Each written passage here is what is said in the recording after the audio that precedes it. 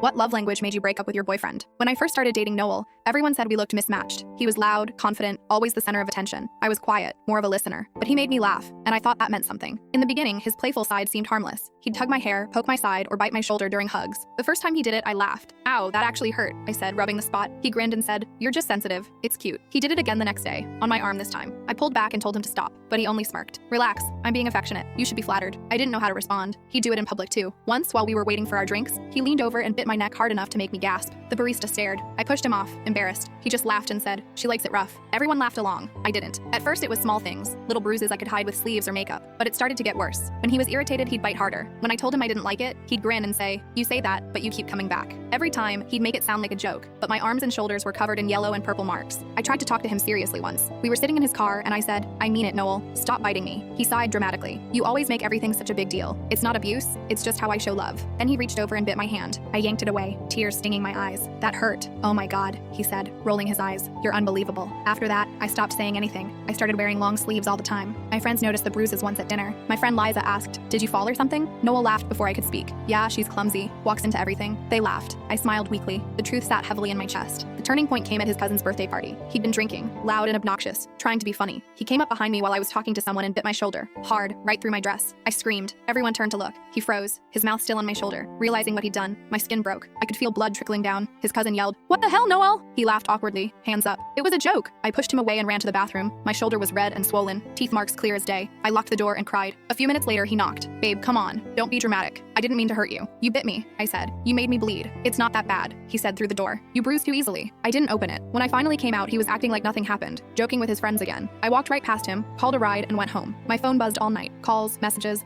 all saying the same thing. "You're overreacting." I was just drunk. "Don't ruin us over something stupid." I ignored them. The next morning, he showed up at my door with flowers. "I'm sorry," he said softly. "I don't know why I keep doing it. It's just, when I see you, I want to bite you. I can't explain it." I stared at him. "You need help, Noel." He frowned. "Don't talk to me like I'm crazy. You love me. You know you do." "I did," I said quietly, "before you made me scared of being touched." He looked stunned, like he couldn't believe I'd said that. Then his face hardened. "You're really ending things over a few bites?" "You bit me until I bled," I said. "What's next, Noel?" He didn't answer. He just shook his head, dropped the flowers, and walked away. For a few weeks, he kept trying to reach out. Texts, calls, apologies that all sounded the same. "I'll never do it again. You made me lose control. You bring that out in me." I never replied. But a month later, I saw him again by accident. I was at the mall with Liza when I spotted him at a coffee shop with a new girl. His hand was on her shoulder. She laughed at something he said. Then, without thinking, he leaned down and bit her neck. Not hard, just enough to make her flinch. She laughed awkwardly. My stomach turned. I walked over, calm but shaking. "He's not being playful," I said to her quietly. She blinked, confused. "What?" I rolled up my sleeve and showed her a faint scar on my arm. "That's how it starts." Noel's face went pale. "Don't," he hissed. "Don't do this." The girl stared at him, her smile fading. "Is that true?" He opened his mouth, but nothing came out. I turned and walked away.